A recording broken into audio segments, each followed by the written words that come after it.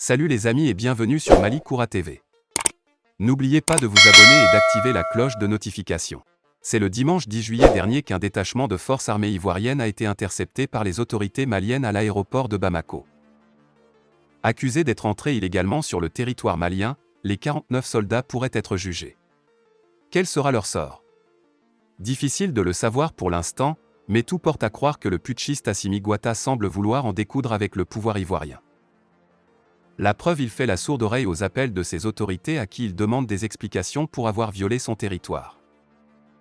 Tout le monde sait que le Mali garde une rancune tenace contre le pouvoir d'Abidjan depuis que le président Alassane Ouattara a donné son accord ainsi que ses pairs africains pour imposer des sanctions contre le pays.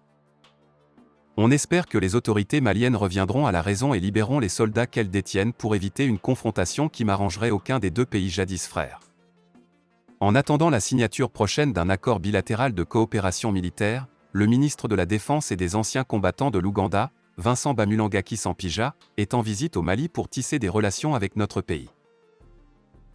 Hier, l'hôte du Mali a eu une séance de travail avec son homologue malien, le colonel Sadio Camara dans la salle de conférence du ministère de la Défense et des anciens combattants. En ouverture des travaux, le ministre de la Défense et des anciens combattants le colonel Sadio Camara a souhaité la bienvenue à son homologue ougandais qui, en retour, s'est réjoui de l'accueil et de l'hospitalité fait à sa délégation. À l'issue de la rencontre entre les deux délégations, un communiqué conjoint a été signé pour matérialiser la coopération sud-sud dans le domaine de la défense et de la sécurité. Dans ce communiqué, les deux parties réaffirment leur volonté, à travers cette visite, de développer les mécanismes qui favorisent une coopération plus étroite en matière de sécurité et de défense dans l'intérêt des deux pays et du continent africain.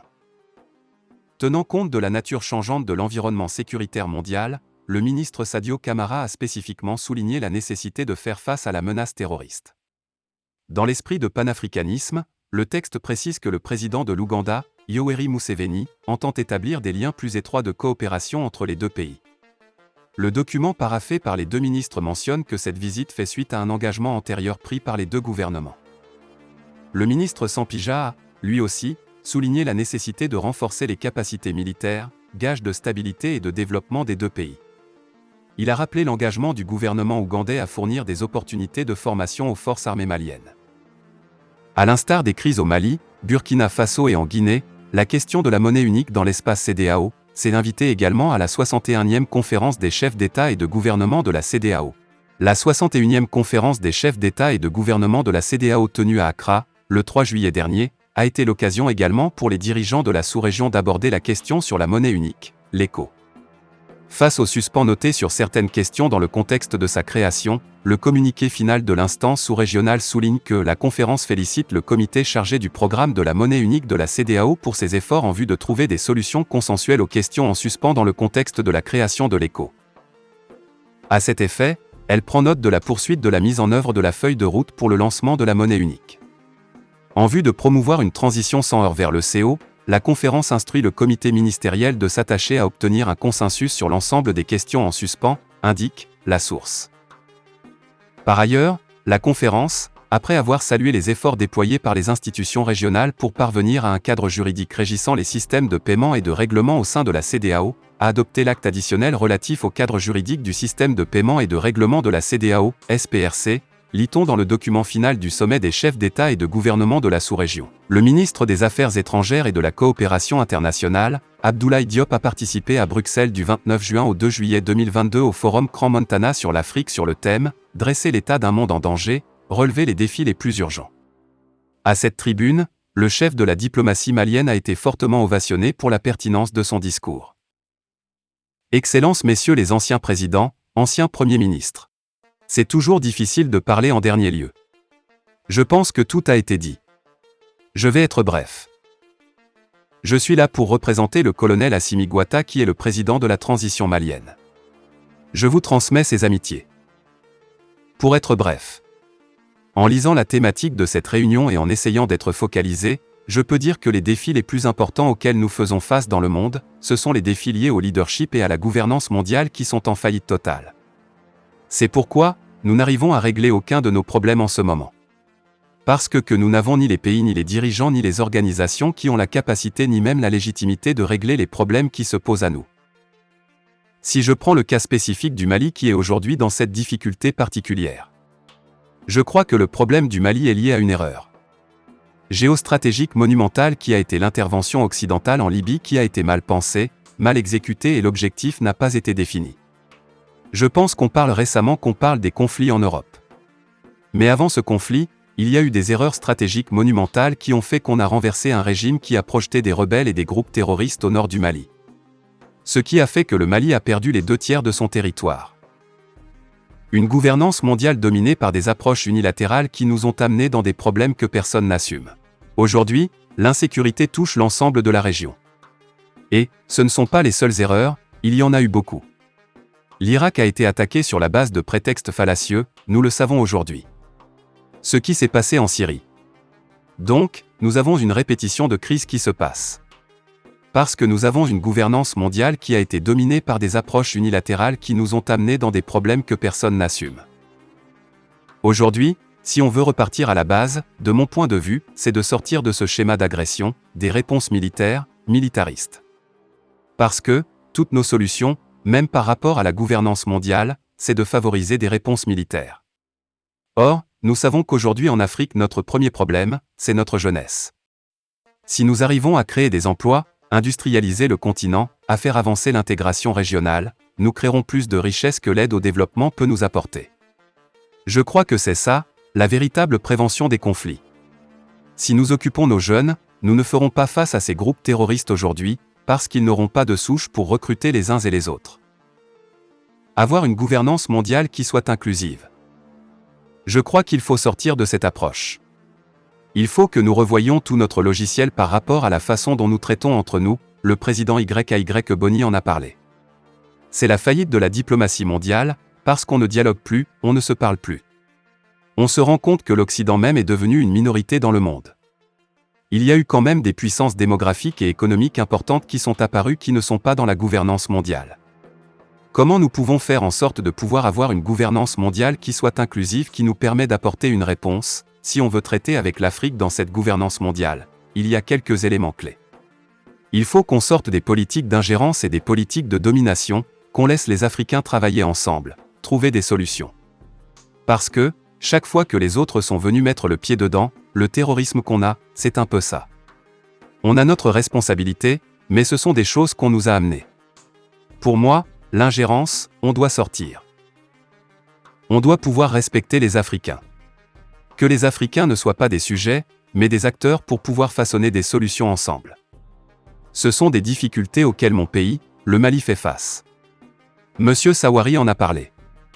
Il y a beaucoup de potentialités, mais tant que nous ne changeons pas notre logiciel de travailler avec le continent. Tant qu'on pense qu'on peut venir avec des pressions, des interventions militaires, changer la donne du continent, je pense qu'on passe complètement à côté. L'Afrique a sa part de responsabilité. Laissons les Africains travailler. Nous avons aussi notre responsabilité. Nous avons failli par rapport à l'intégration du continent. 60 ans après les indépendances, je peux dire que le bilan est décevant. On ne parle même plus d'intégration régionale, on parle de coopération régionale. Je crois que cela n'est pas la faute des autres, c'est la faute des Africains. Les autres ont leurs responsabilités, mais les Africains aussi, nous avons failli, nous devons le reconnaître. Lever des sanctions contre le Mali, se réjouir, oui mais. Réfléchir. La levée des sanctions contre notre pays doit être à la fois l'occasion de se réjouir et de réfléchir. Le peuple malien attend de ses dirigeants qu'il identifie les grands problèmes du pays et agisse pour y remédier. Peu de périodes dans l'histoire de notre nation ont été plus difficiles que celle dans laquelle nous nous trouvons actuellement. La levée des sanctions contre notre pays doit être à la fois l'occasion de se réjouir et de réfléchir. Nous devons célébrer notre unité en affichant toujours notre riche diversité. En effet, la levée des sanctions contre notre pays doit être l'occasion de faire le point. Nous devons nous pencher sur le rôle que l'ensemble des citoyens est appelé à jouer au cours des 2 voire 15 prochaines années. Cela exige que l'on prenne du recul et que l'on examine l'état de la nation et sa place dans le monde, à plus long terme et dans une perspective plus vaste. Il est temps de prendre les décisions éclairées essentielles à la réussite de nos démarches pour un Mali stable et surtout de montrer la volonté politique nécessaire qui nous permettra de consolider notre nation. Les motifs de satisfaction ne manquent pas, en général, nous pouvons espérer vivre plus longtemps que nos parents et, a fortiori, que nos lointains ancêtres. Par comparaison et malgré les crises que nous vivons, nous sommes mieux nourris, en meilleure santé, plus informés et nos perspectives d'avenir doivent être globalement plus favorables. Cependant, tout est loin d'être parfait. Ces dernières années ont été ponctuées de conflits sanglants à travers le pays et de l'instabilité politique et sociale. La misère la plus noire côtoie l'opulence la plus extravagante et des inégalités criantes persistent au sein de notre pays. Les maladies, anciennes et nouvelles, risquent de compromettre des progrès accomplis à grand-peine. La biosphère, dont dépend notre survie à tous, subit les attaques et les outrages de l'activité humaine. Le peuple malien attend de ses dirigeants qu'il identifie les grands problèmes du pays et agisse pour y remédier.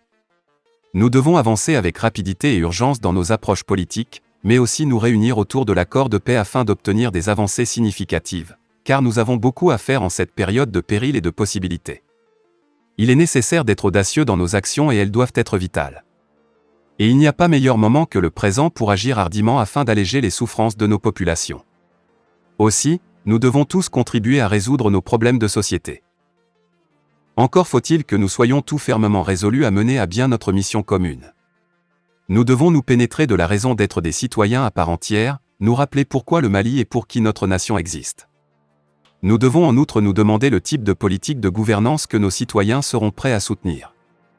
Des réponses claires à ces questions sont nécessaires si nous voulons revitaliser notre action et la recentrer sur les tâches auxquelles il nous faudra nous atteler au cours des prochaines décennies. Ce sont précisément ces réponses que l'ensemble de la classe politique devra apporter. Les événements passés offrent à nos gouvernants et la classe politique de notre pays une occasion unique de remodeler les politiques de gouvernance à l'image des composantes de notre culture et de notre identité, d'en faire un véritable instrument de changement capable d'améliorer la vie des citoyens de notre nation.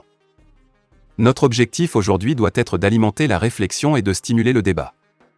Nous devons aborder les problèmes les plus pressants auxquels le peuple malien fait face et qui relèvent de la compétence de nous tous, proposer aux communautés des priorités à envisager et qui contiennent des solutions et des recommandations sur les mesures qui pourraient être prises au cours de ces 20 mois et plus pour faire renaître l'espoir et changer la vie. Toutes ces propositions doivent s'inscrire dans le contexte de la consolidation de notre nation et qui doivent transformer radicalement notre pays au cours de la deuxième phase de notre centenaire. Au lieu de laisser des millions de nos citoyens en marge de la société, la politique de la consolidation de la nation doit devenir une force positive pour tout le peuple malien, c'est là notre plus grand défi. Pour profiter à tout un chacun. Elle doit certes s'appuyer sur les dynamiques économiques mais elle doit aller bien au-delà. Elle doit nous servir à bâtir ensemble un avenir meilleur pour le peuple malien entier, dans toute sa diversité. Il s'agit de redéfinir un nouveau contrat social au moyen des mécanismes de dialogue franc et permanent avec la population malienne dans le sens d'intégrer ses besoins réels dans les programmes politiques et économiques appropriés et de les exécuter concrètement en faveur de cette même population. Repenser les moyens de servir l'intérêt général. Il nous faut donc sortir des sentiers battus et repenser les moyens de gérer notre action commune et de servir l'intérêt général. Aucune communauté ne peut espérer venir à bout à lui seul de la plupart des problèmes auxquels nous devons faire face aujourd'hui. Pour mieux gouverner au niveau communal et mieux gouverner ensemble au niveau national, il faut un État certes fort mais décentralisé et doté d'institutions efficaces. Mais il faut aussi adapter aux nouvelles réalités de l'époque les institutions internationales, au travers desquelles les États gouvernent ensemble. Nous devons former des alliances pour le changement, non seulement avec les pays sous-régionaux, qui sont nos interlocuteurs habituels, mais aussi avec les partenaires les plus divers. Cet esprit de vouloir participer au processus de mondialisation doit reposer sur notre volonté d'évoluer avec un monde changeant malgré l'imposition du schéma de pensée et le mode de vie social et économique très différent de nos valeurs. Le plus important est que notre projet politique soit fondé sur une conviction profonde, que le citoyen soit la source et la finalité de l'action politique. Il est important que l'être humain soit au centre de tout ce que nous faisons. Il n'est pas d'aspiration plus noble, pas de responsabilité plus impérieuse que d'aider des hommes, des femmes et des enfants à vivre mieux. Ce n'est que lorsque chacun pourra jouir de ses fruits que notre politique de consolidation de la nation aura réalisé tout son potentiel. Se mettre à forger dès à présent l'avenir. Mais il ne suffit pas d'évoquer l'avenir, il faut dès à présent se mettre à le forger. Puis ces événements passés être l'occasion pour l'ensemble des citoyens de renouveler notre engagement à l'égard de notre nation et de ce que doit être notre mission. Et puissent nos gouvernants et la classe politique de notre pays témoigner de leur bonne foi en donnant immédiatement suite aux engagements pris face à notre nation. Nous sommes une nation qui vit à travers des symboles de nos valeurs et de notre culture tels que voulus par nos aïeux et pères fondateurs. La nation malienne possède un caractère unique bien à elle. C'est ce caractère qui a toujours façonné notre volonté de vivre ensemble, de bâtir une destinée commune. Nous devons tout faire pour préserver ce caractère unique et consolider ensemble notre avenir. Que Dieu assiste notre pays et qu'il bénisse nos efforts. Fin de la vidéo, merci pour votre attention.